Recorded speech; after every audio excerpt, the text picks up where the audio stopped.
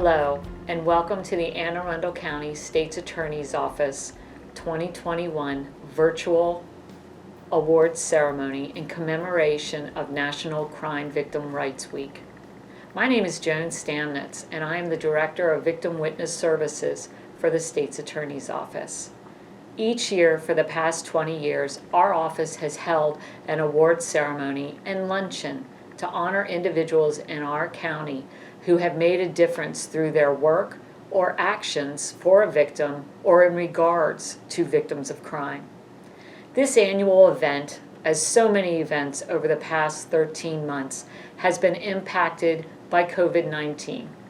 Last year's awards ceremony and luncheon had to be canceled, and obviously this year's ceremony is all virtual. And we are without our luncheon of fabulous food generously donated by local businesses each year. COVID-19 has stopped so many things from happening in the last year, but one thing that it has not stopped, unfortunately, is crime. But another thing that COVID has not stopped is our county's agencies and its citizens from continuing to do the work necessary to hold those accountable for committing those crimes. Nor has COVID-19 stopped us from helping those who have become victims of crime. So we're here today to honor the individuals in our county who have been chosen as this year's award recipients. Because we are virtual, we have pre-recorded each presentation in the historic ceremonial courtroom in our circuit courthouse.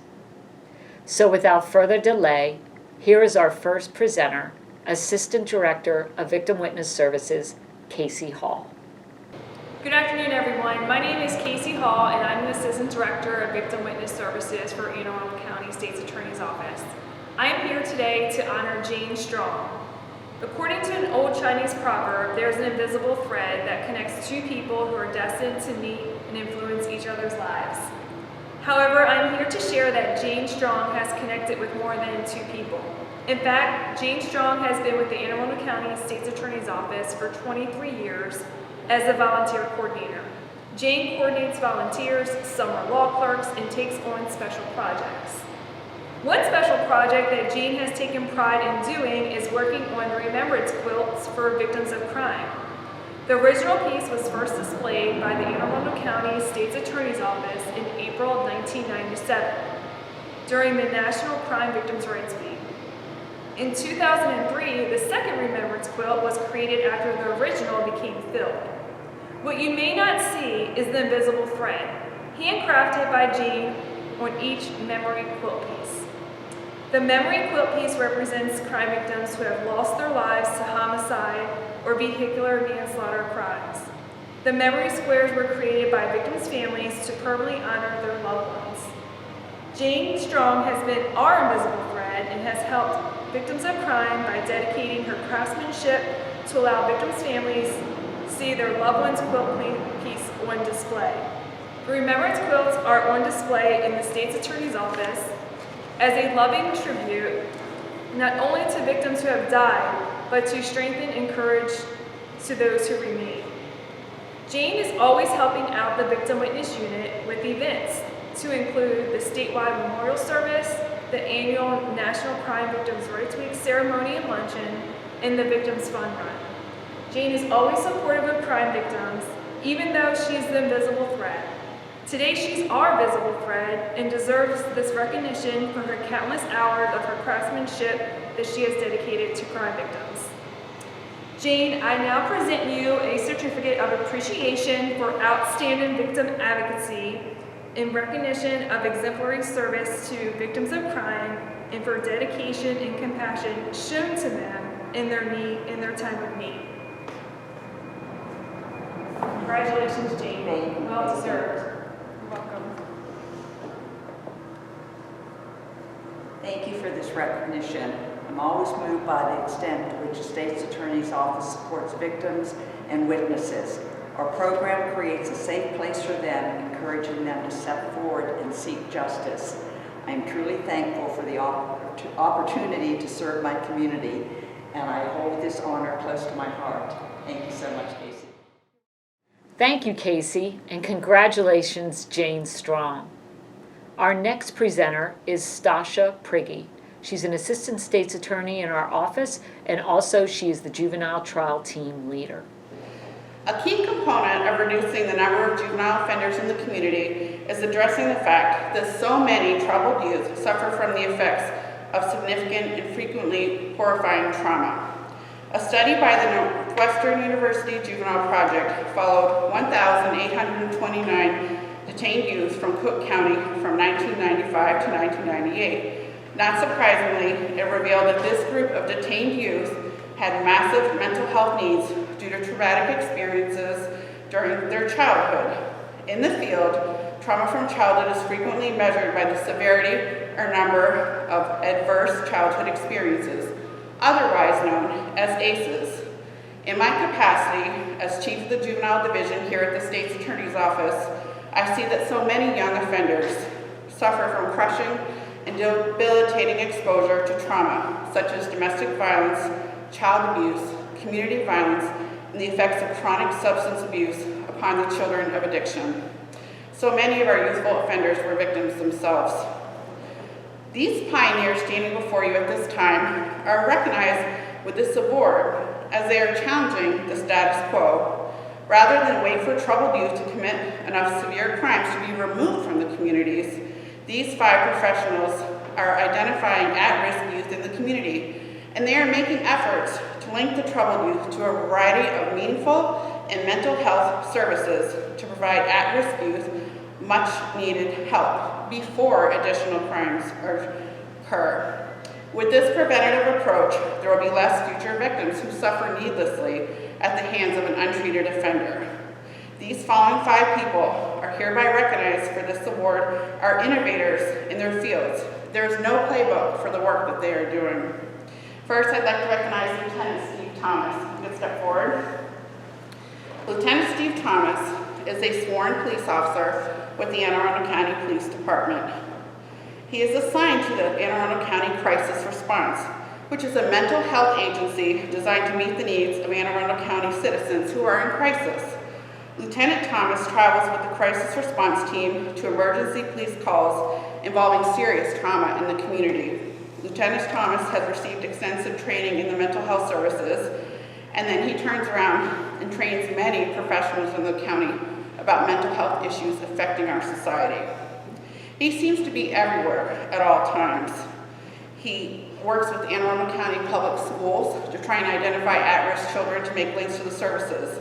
He actually is based at the Crisis Response, so he's there and goes right out on the calls as they happen in real time. He is the liaison to other police and law enforcement in the state's attorney's office as calls happen, alerting us to what we need to do in the future to respond to a particular situation. All of these things are incredibly important because without Lieutenant Thomas, I simply would not know what was happening until months and months had passed. And sometimes that's too late. Sometimes people need help immediately, and we work with him to provide that treatment as soon as possible. I can also say when Steve arrives, he doesn't go out necessarily in his beautiful dress uniform as you see today. He usually goes out in his Anne Arundel County Crisis Response Unit so he can tell people he's a police officer trained in mental health. And many times in the community, people are much more willing to talk to him when they understand this. I can also say that when he shows up in court with the Crisis Response Team, we call them the blue shirts. The judges and magistrates are thrilled to see them because they know that we're not starting the work of linking someone up to services that day. The Crisis Response Team has already been working on that task. I would also point out that Lieutenant Steve Thomas does whatever it takes to get a job done, sometimes even in the face of overwhelming danger. Of course, we know that police officers frequently face risk from violent offenders in the community who might be unstable. But police officers actually handle crises on the front lines, regardless of what they are, even if they are new and unheard of to our community. As we all know, we've been suffering from the COVID-19 crisis. Before the mask mandate came down, we all found out, disturbingly, that Lieutenant Thomas was one of the first people in the community to become afflicted with this disease. It was with horror that I learned that he was in intensive care. Fortunately, he recovered, and we were very grateful for that, so he's able to continue the important work that he does. But it does show that police officers are on the front lines fighting whatever ailments affect our society, and they do it without fear and with courage. We greatly appreciate all of Lieutenant Thomas's efforts in outstanding victim advocacy. Thank you.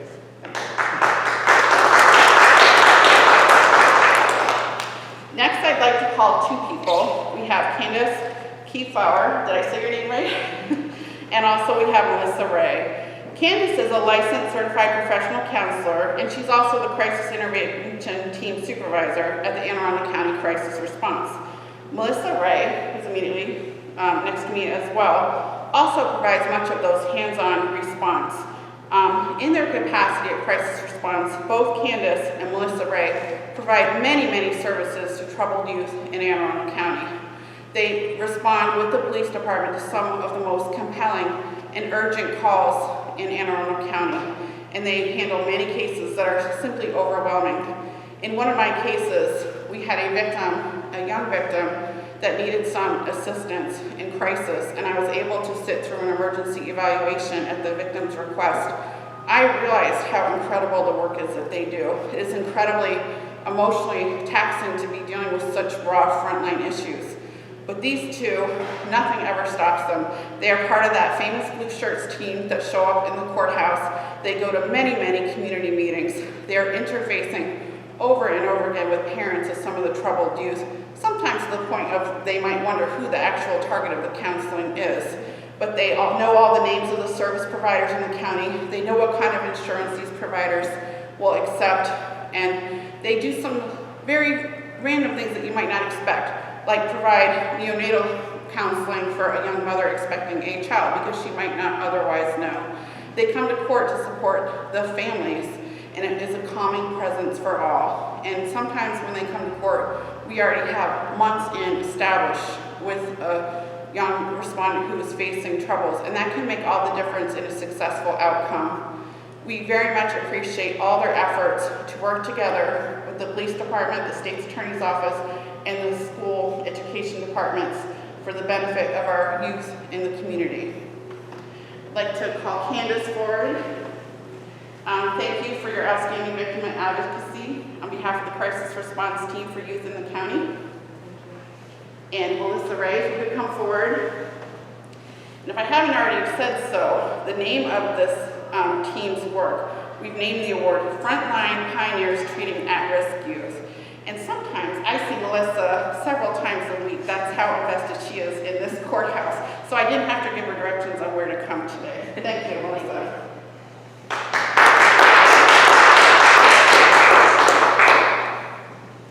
Mr. Houghton. I got to know Mr. Rowland very well in the last year. He is the Director of Student and School Support with the Anne Arundel County Public Schools. Lieutenant Steve Thomas and the Crisis Response Team developed a close relationship with Mr. Rowland over time, as they were in constant contact with the Anne Arundel County students who were functioning marginally or not at all. Their work evolved into a more formal relationship as it became increasingly clear that providing a comprehensive treatment approach by learning more about the at-risk kids on the front end, working with school counselors, involving the state's attorney's office at times, helped everyone get to know a child very early on in the process. And accordingly, the treatment team is able to put together an array of services for some of these children. We all firmly believe that children do best when they're well engaged in school, and the services provided that Mr. Rowland has had a hand in designing and implementing at the Anne Arundel County Public Schools has been essential to our success. I learned his importance when I went to a large team meeting with all the players in the county, where he is actually in charge of the student safety issues in Anne Arundel County, and working with other officials there. And that mental health services, we've all learned to recognize is such a critical, important component of school safety as well. Perhaps most significantly, I have learned by working with Mr. Voland that we are very lucky to have such a caring and responsive leader in the field of mental health with the Anne Arundel County Board of Education in our schools. I would like to present you with an award for Outstanding Victim Advocacy because your work is so important to our community. Thank you. Tamika. Last but not least, this is Tamika Perkins. Tamika's title is that she is the Juvenile Victim Assistance Program Director at the Anne Arundel County Police Department. You would not know what she actually does just from her title alone, because Tamika is, again, one of those people that is all over the place. She receives all the citations for Anne Arundel County for juveniles in trouble, and she personally identifies children who have mental health needs and tries to enter them into diversion programs that can meaningfully address their problems before they even get to juvenile court. She also is one of those people talking to people in the community about what the system needs to operate and work better. In addition, every time that I met with Tamika, she's always quoting me some study about some program that had a very successful result. She's always constantly trying to educate herself on these national issues as to help children who are at-risk youth and how to help them before they become a prison to pipeline case, because none of us want that. The Anne Arundel County Police Department, along with the Anne Arundel County Public Schools, has recognized the importance of this type of work. Tamika is now spearheading a program that was just announced by the Anne Arundel County Police Department with the Anne Arundel County Public Schools. She is part of the START program. I had to write this down, but every word is true about what this program is designed to do. It is a safe, trauma-informed, accountable, restorative, and transparent programs. And especially schools will work with patrol, and they will try to implement services and programming in lieu of charging people with criminal citations. This will help reduce the number of children in the criminal juvenile justice system, and it may help any escalating problems from getting worse. And we very much believe that this could be one of the key elements in the future in treating juvenile crime and helping the communities as well at the same time. We very much appreciate Tamika Perkins' work in the community. By the way, I had to rewrite Tamika's because this program was just announced, but I think that just goes to the fact that she is everywhere all the time and is a true pioneer starting new programs designed to work even better than what we already have. Thank you, Tamika. In closing, I would like to point out that the noble and wise statement Nelson Mandela once said, "Our children are our greatest treasure. They are our futures. Those who abuse them tear at the fabric of our society and weaken our nation. There can be no keener revelation of a society's soul than the way in which it treats our children." In closing, these 5 professionals recognized today have done more than we will ever truly know to help heal children who have been victimized by unresolved trauma in childhood. Because of their interventions, they have helped interrupt the cycle of victimization. On behalf of Ann Colt-Lidas and the Anne Arundel County State's Attorney's Office, we award these 5 community heroes for their efforts to truly make the world a better and safer place for children. Thank you. We'd just like to thank Ms. Lidas for this recognition. I know we're setting new inroads in what we're doing, and the way I look at it is we're one big highway all working together. We're all in our own individual lanes, but our lanes are crossing constantly, and we're constantly in communication for the same goal of how can we help children. And because we know when we look back, whenever something horrific happens or a child is charged with a crime, when we look far upriver, that's where the problem initiated. So we're trying to have foresight of how can we help children today that will alleviate problems tomorrow and really stop the cycle of violence within the community. Thank you, Stasha, and congratulations, team. Our next presenter is State's Attorney Ann Colt-Lidas.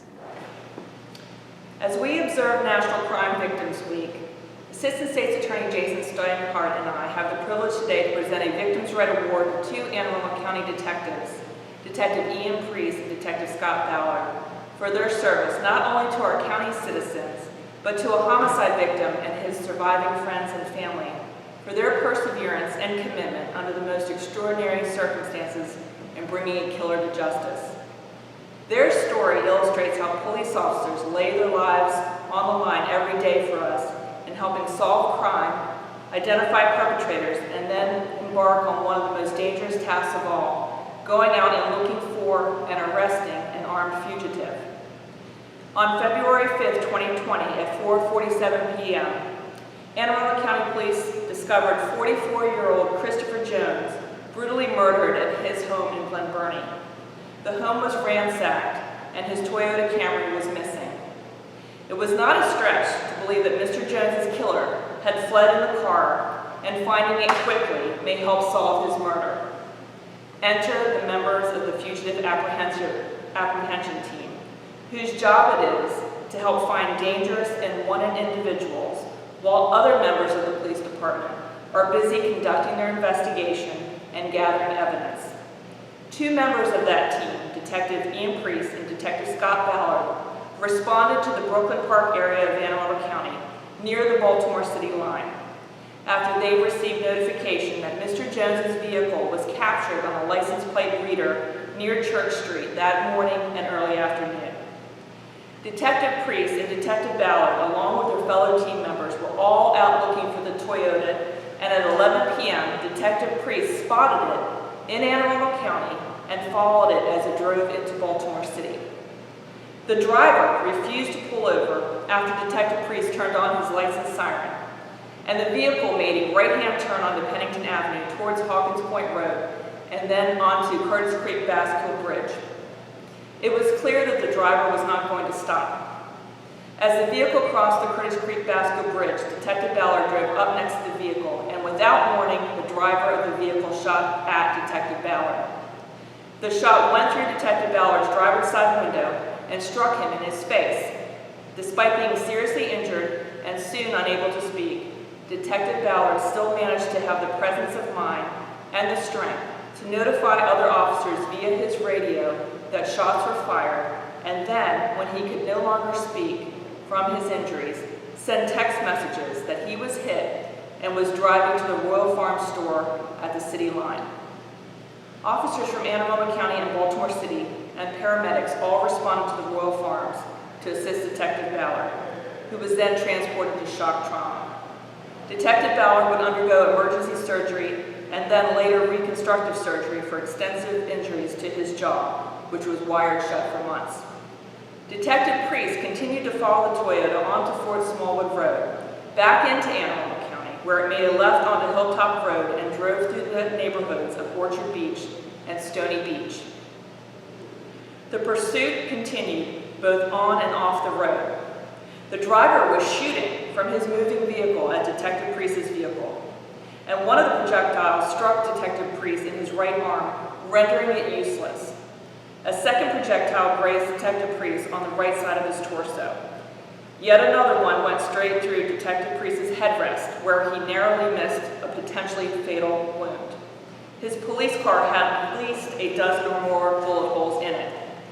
Undeterred, Detective Priest did not give up. The Toyota was now boxed into the neighborhood, and the driver had nowhere to go. Detective Priest used his police car to strike the Toyota in an effort to disable the car and prevent the driver from escaping. Thanks to Detective Priest, the driver, soon identified as Joseph Willis, was cornered in a small waterfront community, and police would soon cordon it off. Willis had nowhere else to flee and was found the next day, just a block away, hiding in a friend's townhome. Detective Priest was transported to a waiting ambulance on Fort Smallwood Road and then to shock trauma. And thanks to modern medicine, skilled surgeons, and extensive physical therapy, his arm was saved and he is here today.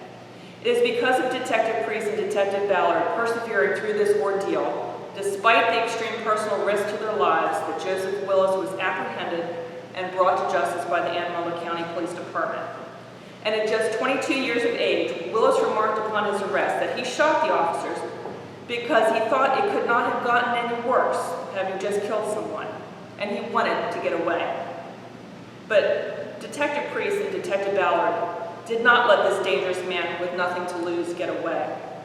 Willis ultimately pled guilty to the first-degree first-degree murder of Christopher Jones, and 2 counts of attempted first-degree murder of the detectives.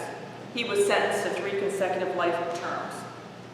But there are even more reasons that the efforts of Detective Priest and Detective Ballard are particularly noteworthy and praiseworthy.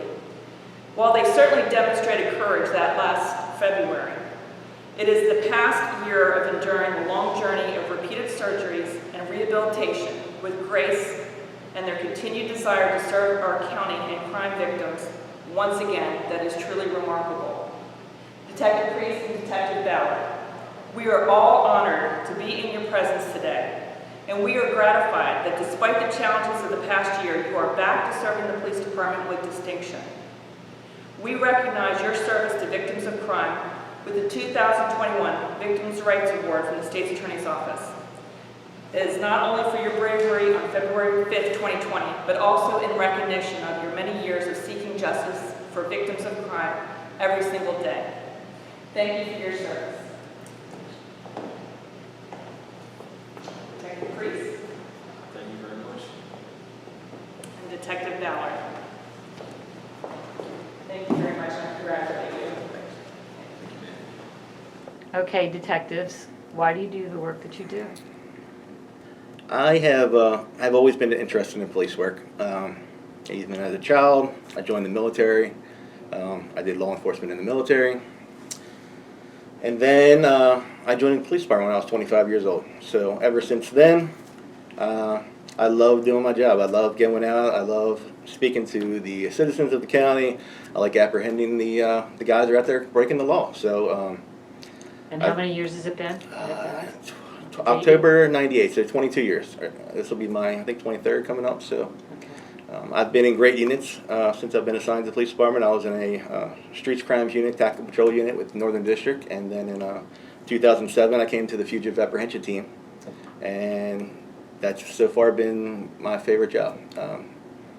We basically close cases, major cases. So detectives do all the investigative style, and then we are the last nail in the coffin that basically gets to go out and locate the bad guy and apprehend him. So that's been going on for quite some time, and I've worked with some great detectives and officers, and I still do. We have a great team. We get along. We work well together. We socialize together. So it's a little family. And you're already back at work? Yep, I went back to work back in January. I just went out of work for 3 weeks. I just had surgery again to remove 2 more teeth and to put some posts in and fix some bone that wasn't quite healing properly. So should get my stitches out on the 21st, and we'll see what the doctor says from there. Was it hard to go back? No, it was very easy to go back. So I'm not one to sit around the house very often, so I was in constant contact with the guys from the team. We would go out even when I was out off work. We would go out. So I'm on group texts and group messages, so I pretty much see and hear everything that they're doing. So it kind of builds and builds, and it makes you anxious to get back into it and do the job. So. And you see yourself continuing to do it for some years to come, I would assume. I'm thinking 6 or 7, and we'll see where it works out. So. All right, Detective Priest. Again, I think the reason why I chose to do this job was similar reasons. Also, joining the military, but public service was a big thing within my family. Didn't have any prior police officers, but others that were in the military. Had some good role models that I saw growing up that were police officers, some specifically with Anne Arundel County. And that kind of continued that drive is why I think majority of the folks that I know do the same thing, to include Scott. I think there's always that element out there that you have that wants to go out and do the right thing and get those responsible that are causing problems to those in the community. And that's a big thing, not only with the folks in our unit, but our entire department. So that's definitely the driving force why. How long have you been on that unit? I've been on with the department now for coming up on, 14 years. And have been with CID now for about 5 in there, where I work very closely with Scott and everybody else in there through our intel unit. So, yeah. Were you all surprised at the award? I was. Yeah, very surprised surprised. with it. Very surprised with it, and I think it's an award that we share with the other folks that were with us that evening, because they're dedicated as much as we are to obviously apprehending these folks and bring to justice, and everybody that was a part of that, because ultimately for this guy to be apprehended, as far as the defendant in this case, they cordoned off the entire neighborhood. The entire neighborhood at some point in time had victimization as well, where they had the neighborhood shut down, schools were closed. So it kind of shows the support that we got not only in the hospital, but also outside of that by the community, just making sure everybody was okay. Sending letters, well wishes meant a lot to us. So it was great. When we were deciding who is deserving of the Victims Award this year, it was clear that Detective Priest and Detective Ballard were the first names that for me came to mind in any of my cases. Both of these detectives, who I have gotten to know over the years, I've observed their work, they don't do what they do for recognition, accolades, or awards. They do it because they love their job and they love serving this community.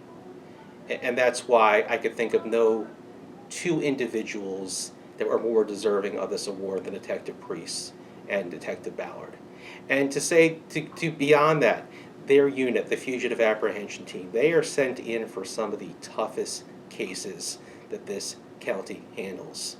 People who have open warrants that have been outstanding for a long time, people that very well may be armed and dangerous. And these men don't shirk from the challenge. They go right in there, and they do that because they love this community. So I am so proud that not only was I able to assist in delivering some justice to the Jones family, as well as Detective Priest and Detective Ballard, but also to recognize all of the good work that they've done for this community. Thank you, Ann, and congratulations, Detectives Ballard and Priest. We thank you for your service, and we wish you both the best in your continued recovery. And now for the presentation of this year's Warren B. Duckett Jr. Award. To make that presentation is the Special Victims Unit Victim Advocate, Jennifer Delaney. It gives me great pleasure to present the Warren B. Duckett Jr. Memorial Commitment to Justice Award to Anna Maria Phillips. This award is named after the former state's attorney who established the Victim Services Unit in the Anne Arundel County State's Attorney's Office. This prestigious award is presented to a professional in the victim services community who works courageously and tirelessly to protect the rights of victims. Anna Maria is so very deserving of this award. Anna Maria is a licensed clinical social worker who currently works for Thrive Behavioral Health, providing trauma-informed care for her clients. She also serves the community at Centro de Ayuda, where she previously volunteered. For the 10 years prior to working at Thrive, Anna Maria provided services for her clients at Arundel Lodge Behavioral Health. Anne Arundel Medical Center hired her in 2007 to assist Spanish-speaking patients who experienced abuse, and she remains on call on a part-time basis still to this day. She has gone to extraordinary lengths to provide mental health and outreach services to survivors of abuse, both intimate partner violence and sexual assault victims.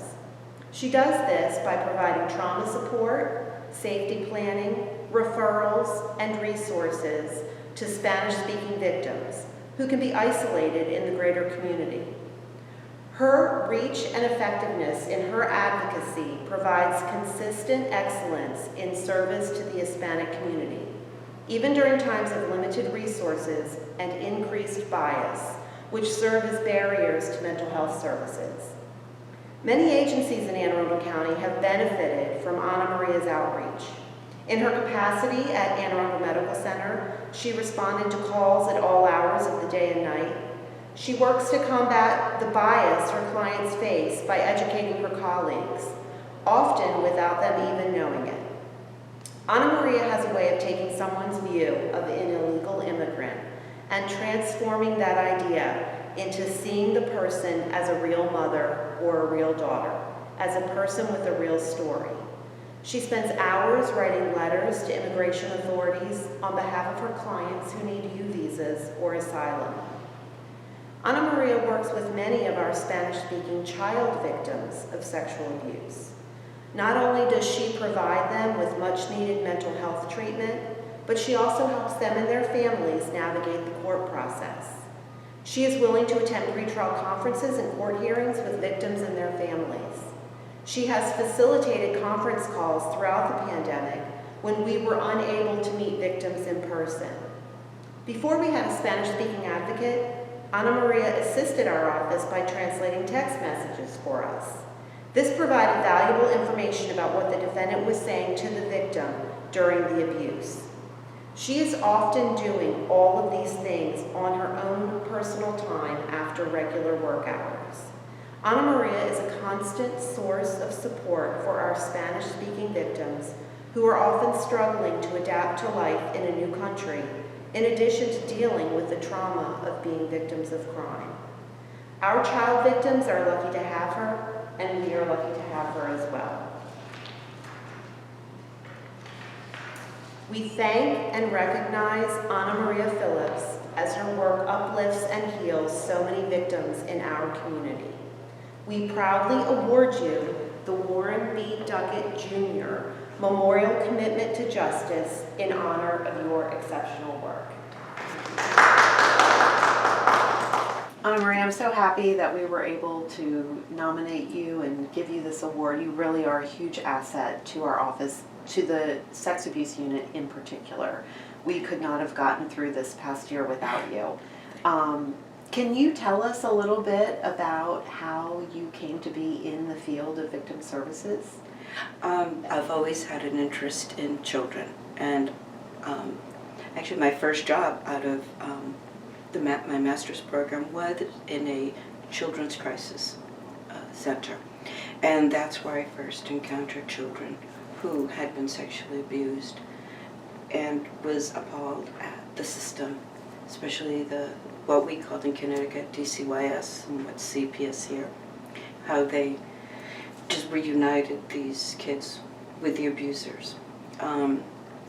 That stirred my interest very much, and I did some administrative work with the Department of Mental Health, and when my family moved down here, I stayed home for many years, and I went back to work, and I think really it was the way God was leading me to go. I don't, I became more aware of the Hispanic community here. Again, sort of by accident, I had gone to my church to do something, and the secretary had mentioned, oh, there's this person, Latina woman here, she doesn't speak English, could you help us out? So by talking to her, I kind of learned how so many of the Hispanic mothers and fathers come here by themselves, leave their children in their country, often in the care of their grandparents. And they work at, the money they send back provides basic needs, food, housing, clothing, school, things that we take for granted here. And talking to this woman and the pain and how tearful she was over leaving her kids just got to me. And it reminded me of my experience as a refugee, that I came here by myself when I was 5, and I was in a refugee camp, and then I was in an orphanage, and I was separated from my parents for 2 years. But I really thought, it's sort of the same thing. To me, it was the same thing. I know people politically see a difference, but on a human level, it's the same thing. It's what parents would do to protect their kids and to give their children a chance at life. And I know it was not easy for my mother to put me on the plane because she thought she was never going to see me again. I mean, through the grace of God, we reunited, but she was never. That was it. And it's a sacrifice you make when you love your kids. And in this young woman, it was the same thing. It was a sacrifice she made so that her kids could eat and go to school and have medical care. That really sparked my interest. So when I started to work at Arundel Lodge, I pushed for us to be able to see undocumented Latino people. And we started up with a grant. We were going to see, I think, 10 in a year. I think we saw 50 in a year. And from then on, though, we were able to continue to see undocumented people on a sliding scale. When I went to Thrive, I don't have that option, so I volunteer at Centro de Ayuda, but now they have a grant, so now I'm getting paid, which is nice, always nice. And the same, working on call at the abuse domestic violence at Arundel, just definitely have run into some horrible sexual abuse, domestic violence, horrible. And there are no services. I can't refer them out. If they were English speaking, we would refer them to the Y, we would refer them to any other counseling agency. You know, I do the follow-ups and continue to see them because there's nothing else. You know, so I say, well, better than nothing. Thank you, Jen, and congratulations, Anna Maria, as recipient of this year's esteemed Duckett Award. Well, that is it for this year's Crime Victim Rights Week Awards. This year's award recipients will also be invited and acknowledged at next year's award ceremony and luncheon.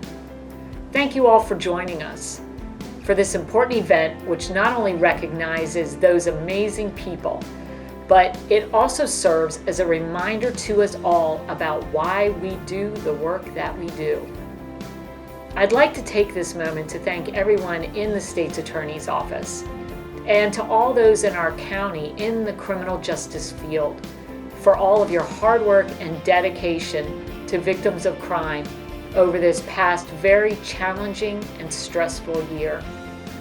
Your efforts have not gone unnoticed, and please remember that everything that you do can make a difference in someone's life. Stay safe, and I hope to see you all again next year in person.